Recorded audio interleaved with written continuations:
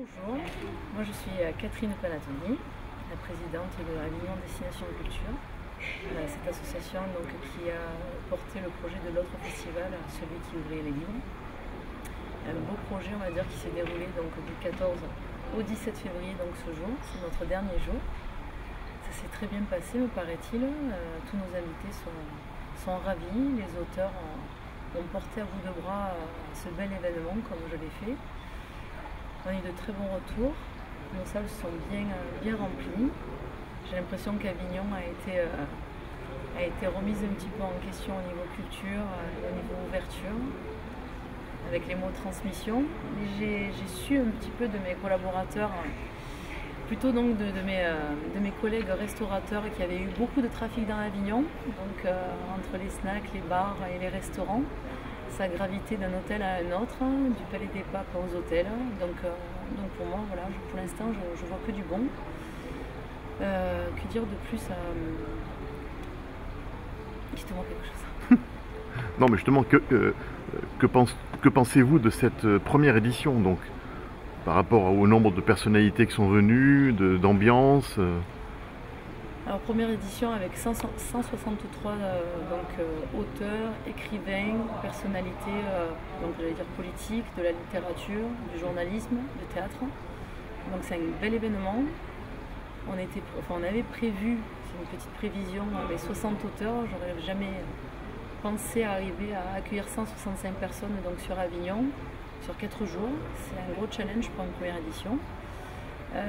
On l'a fait, on l'a réussi. Ils sont tous ravis, ils ont tous transmis le même message.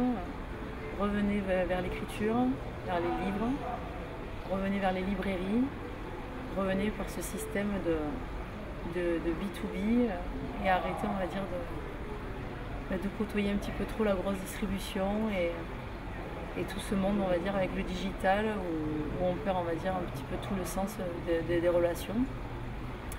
Donc voilà, pour moi le message il est bien passé. Moi je suis contente d'avoir travaillé avec ces 3 belles librairies qui sont la Cultura, l'Eau Vive et la Comédie Humaine. Ça a été un gros challenge également pour eux. Ça leur a permis également de se relancer et de discuter également avec des personnes qui nous côtoient rapidement, qui ouvrent juste une porte, qui rentrent, qui sortent et qui commandent ensuite sur les sites, on ne va pas les citer. Non, ça a été une belle chose. Il y a eu également les ateliers d'écriture et de lecture qui ont très bien marché. On a vu que les enfants ils sont pleins de surprises. Ils ont été très forts. Ils ont démontré à leurs parents qu'on pouvait encore jouer avec le papier, le crayon, des puzzles avec des mots et arrêter avec ces portables, ces ordinateurs. Ils auront bien le temps de pouvoir les côtoyer. Donc pour moi, mission réussie. Des choses simples et accessibles, avec de belles personnalités. Donc on peut dire que grâce à ce festival, le plaisir de l'écriture et de la lecture sont remis au goût du jour. On a essayé, on l'a fait. Oui. Oui, je pense que oui. Et on est en train ils sont tous en train d'écrire des petits mots, des petits retours qui sont très beaux. Et ils me soutiennent encore pour faire encore plus fort, peut-être moins grand, mais voilà, de pousser, on va dire, ce vice à faire encore des ateliers d'écriture et de lecture. C'est un véritable travail, hein, on n'invente pas un atelier comme ceci. Mais non, on va persévérer. On recommencera l'année prochaine. Donc il y aurait bien une seconde édition. Une seconde édition, c'est sûr. C'est sûr. Sûr et certain. Qu'est-ce qu'on peut souhaiter de plus? Longue vie. Longue vie. Longue vie à ce festival, non? Longue vie à ce festival, bien sûr.